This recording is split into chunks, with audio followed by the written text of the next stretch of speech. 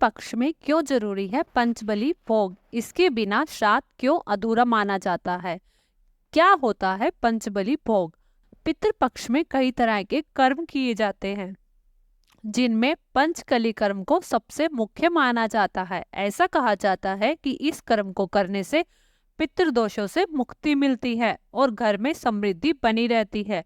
पितृपक्ष, जिसे श्राद्ध पक्ष के रूप में भी जाना जाता है, हिंदू कैलेंडर के अनुसार इसकी अवधि 15 दिनों की होती है, जो मित्र पूर्वजों या पितरों को श्रद्धांजलि देने के लिए समर्पित होती है। हिंदू कैलेंडर के अनुसार भाद्रपद पूर्णिमा से पितृपक्ष का आरंभ होता है और यह अश्विनी महीने की अमावस्या तक चलता है।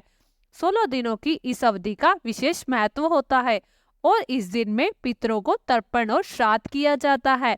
इसका अत्यधिक और धार्मिक महत्व होता है। इस विधि को श्रद्धा अनुष्ठान करके पूर्ण किया जाता है। इसके बारे में मान्यता है कि पितृपक्ष में तर्पण करने से मृतक की आत्मा को शांति मिलती है और परिवार को आशीर्वाद मिलता है। श्राद्ध को पितृपक्ष के महीने में किया जाता है। श्राद्ध के दौरान मनाए जाने वाले प्रमुख अनुष्ठानों में से एक पंचबली कर्म है, जो धार्मिक और ज्योतिष महत्व दोनों से ही भरपूर है। पितृपक्ष के दौरान पंचबली कर्म को तर्पण और श्राद्ध जितना ही महत्वपूर्ण माना जाता है। पितृपक्ष अपने पूर्वजों को याद करने और उनका सम्मान करने का समय होता है।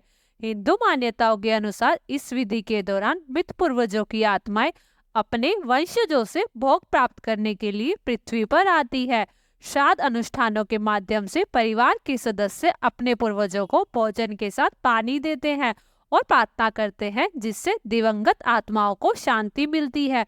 और ऐसा भी माना जाता है कि भक्ति का यह कार्य जीवित परिवार के सदस्यों के लिए आशीर्वाद लाता है और यदि पितरों का श्राद्ध पूरी श्रद्धा से किया जाता है तो पितृदोष से मुक्ति मिलती है।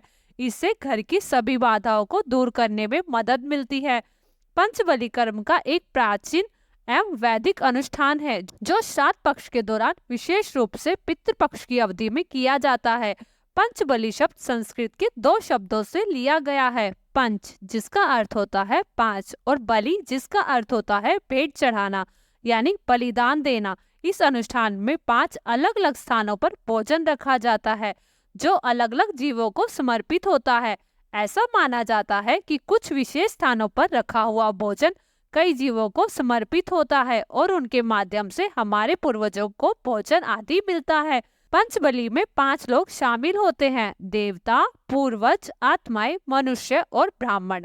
पंचबली अनुष्ठान दैविक और पैतृक, प्राकृतिक, सामाजिक और भौतिक ऊर्जा का प्रतिनिधित्व करने वाले इन 5 तत्वों के प्रति कृतज्ञता की अभिव्यक्ति के रूप में किया जाता है। ऐसा माना जाता है श्राद्ध के दौरान इन शक्तियों को भोजन देने से ब्रह्मांडीय संतुलन बनाए रखने में मदद मिलती है और यह सुनिश्चित होता है कि दिवंगत आत्माओं को शांति मिले। ऐसा माना जाता है कि पितृपक्ष के दौरान पितरों को भोजन कुछ जीवों के माध्यम से मिलता है और ये जीव पशु ही संदेशवाहक के रूप में काम करते हैं।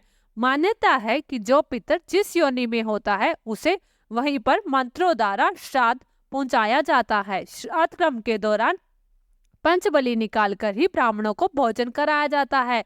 पंचबली के लिए घर के अलग अलग 5 स्थानों पर आपने जो भी भोजन बनाया है उसमें थोड़ा थोड़ा पत्तल में परोसकर हाथ में जल, रोली, अक्षत, पुष्प आदि लेकर पंचबली दान का संकल्प किया जाता है। पंचबली में इन 5 स्थानों पर बलि दी जाती है। इसका मतलब यह है कि भोजन को 5 स्थानों पर रखा जाता है, जिसमें सबसे पहले गोविंद यानी गाय के लिए भोजन निकाला जाता है।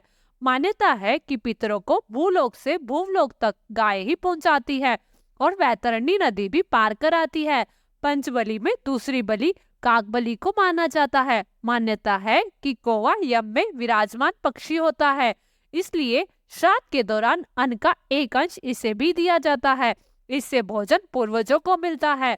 पंचबली में तीसरी बलि आती है श्वान बलि को माना जाता है, जिसमें कुत्ते के लिए भोजन निकाला जाता है। मान्यता है कि कुत्ता एक ऐसा जीव होता है जिसे यम का पशु माना जाता है। यह दूरदर्शी भी होता है और रक्षक भी होता है।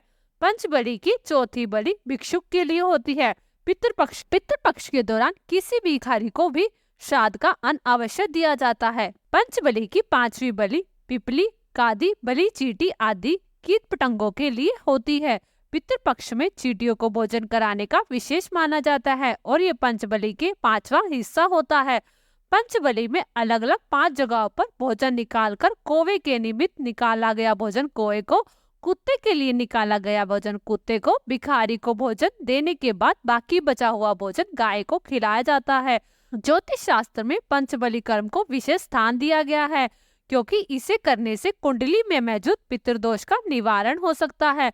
पितृदोष तब उत्पन्न होता है जब पूर्वजों की आत्मा अशांत रहती है और उन्हें उचित तर्पण या श्राद्ध नहीं मिलता। यह दोष व्यक्ति के जीवन में विभिन्न समस्याओं का कारण बन जा सकता है, जैसे उसका स्वास्थ्य संबंधी समस्याएं, आर्थिक तंगी, पारिवारिक कलह और संतान प्राप्ति में कठिनाई। पंचबलि कर्म के माध्यम से इन दोषों का निवारण किया जा सकता है और पितरों की आत्मा को शांति प्रदान की जा सकती है। आज की आधुनिक दुनिया में हम तेजी से बढ़ रहे हैं, लेकिन श्राद्ध का महत्व आज भी कम नहीं हुआ है। हिंदू धर्म में श्राद्ध संस्कार को एक ऐसा संस्कार माना जाता है जो हमें आज भी हमारे पूर्वजों से जोड़े रखता है। शास्त्रों के अनुसार हमारे जीवन में पूर्वजों का महत्वपूर्ण योगदान और अहम भूमिका होती है। आपको बता दें कि श्राद्ध संस्कार के माध्यम से हम अपने पूर्वजों और पितृगणों के प्रति सम्मान व्यक्त करते हैं। हिंदू शास्त्र के अनुसार श्राद्ध का अर्थ श्राद्ध के साथ किया गया कर्म और श्राद्ध के महीने में हम अपने पितरों के प्रति श्रद्धा और सम्मान प्रकट करते हैं। वही श्राद्ध के विषय में महारथी प्राशर ने कहा है कि देश में काल और पात्र में तिल और मंत्रों से युक्त होकर जो कर्म श्रद्धा से किया जाता है उसे श्राद्ध कहते हैं। ऐसा माना जाता है पितृपक्ष के महीने में हमारे पूर्वज हमारे घर में निवास करते हैं, जिसके चलते हम घर में ब्राह्मण को बुलाकर भोजन कराते हैं, साथ ही उन्हें वस्त्र और दक्षिणा देते हैं, जिससे हमारे पूर्वजों का आशीर्वाद प्राप्त होता है।